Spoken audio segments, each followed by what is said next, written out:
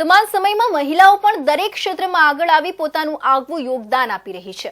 પુરુષોની સાથે ખભે ખભા મિલાવી મહિલાઓ પણ આગળ વધી રહી છે। ત્યારે વલસાડ જેવા એક નાનકડા શહેરની એક ગૃહિણીએ પોતાના પરિવાર અને બાળકની સાર સંભાળની સાથે પોતાના પેશનને પરાકાષ્ઠાએ પહોંચાડી પરિવાર અને વલસાડની સાથે સમગ્ર દેશનું નામ દુનિયામાં રોશન કર્યું છે। વલસાડના તિથલ રોડ પર રહેતા આ છે ક્રિષ્ના કદમ। 27 વર્ષીય ક્રિષ્ના કદમ એક સંતાનના માતા છે, જો પોતાના બાળકને સાર સંભાળ અને પરિવારની પણ સાર સંભાળ રાખે છે। સામાન્ય લાગતી આ ગૃહિણીએ પરિવારની સાથે પોતાના પણ સપનાઓ પૂરા કરવા અથાગ મહેનત કરી અને આખરે તેઓએ ન માત્ર પોતાના પરિવાર કે વલસાડનું પરંતુ દેશનું નામ સમગ્ર દુનિયામાં રોશન કર્યું છે।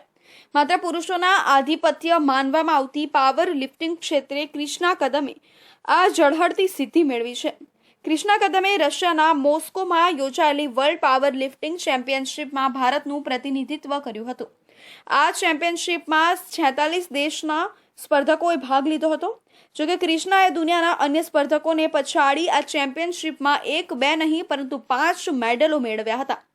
2 ગોલ્ડ મેડલ, સ્ક્વોટ્સ સ્પર્ધા અને ડેડલિફ્ટમાં 3 સિલ્વર મેડલ જીત્યા છે અને પાવર લિફ્ટિંગમાં રશિયામાં 60 કિલોગ્રામ વજનમાં 145 કિલો અને 150 કિલોના વજન ઊંચકી 2 નવા વર્લ્ડ રેકોર્ડ પણ બનાવ્યા છે। 3 વર્ષનું બાળક હોવા છતાં પણ ગૃહનું સંચાલન અને એક પણ દિવસનો વર્કઆઉટ બંધ ન કરી પાવર લિફ્ટિંગ કરી અથાગ પરિશ્રમ કર્યો હતો।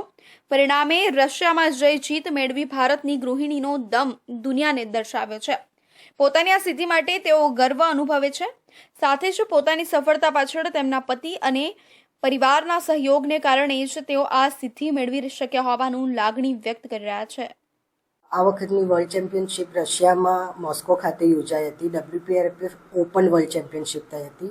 તેમાં મેં 60 kg વેઇટ કેટેગરીમાં 2 ગોલ્ડ પ્રાપ્ત કર્યા છે અને અમે વર્લ્ડ રેકોર્ડ પણ બનાવ્યા છે, જે સ્કોટ્સમાં મારા 2 વર્લ્ડ રેકોર્ડ બન્યા છે, 145 kg અને 150 kg, જેમાં મને 2 ગોલ્ડ અને 3 સિલ્વર મેડલ હાંસિલ થયા છે અને મને ઘણું ગર્વ થાય છે કે મેં ઇન્ડિયાને રિપ્રેઝન્ટ કર્યું છે રશિયાના સ્ટેજ ઉપર। 46 કન્ટ્રીઝે રશિયામાં પાર્ટિસિપેટ કર્યું હતું। મહેરઝાડ પટેલ પોતે પણ પાવર લિફ્ટિંગ કરતા હતા અને લગ્ન બાદ અન્ય કારણોસર આ પાવર લિફ્ટિંગ બંધ કરવામાં આવ્યું હતું, પરંતુ તેમને એક નિશ્ચય કર્યો હતો। તેમની પત્ની અને તેઓ દ્વારા પ્રશિક્ષણ આપવામાં આવશે, જે બાદ 4 વર્ષથી તમને પ્રશિક્ષણ આપવાનું શરૂ કર્યું હતું। ત્યારબાદ તમામ દિવસોમાં ડાયટ સહિત પાવર મીટર માટે આહાર સહિતનું શિસ્તબદ્ધ રીતે સંચાલન કરવામાં આવતું હતું અને તમામ પ્રકારના પ્રશિક્ષણો આપવામાં આવતા હતા। તમને લગ્ન જીવનમાં 3 વર્ષના પુત્રની પ્રાપ્તિ થઈ છે, જે બાદ પણ તમામ દિવસોમાં પોતાની પત્ની અને તેમના દ્વારા પ્રશિક્ષણ અને વર્કઆઉટ કરાવવામાં આવતું હતું। પત્ની ક્રિષ્ના દ્વારા તમામ વર્કઆઉટ અને ડાયટનું ખૂબ જ શિસ્તબદ્ધ રીતે આહારનું પાલન કરવામાં આવતું હતું। તેઓ ગૃહિણીની સાથે પાવર લિફ્ટર તરીકે પણ ભૂમિકા ભજવતા હતા।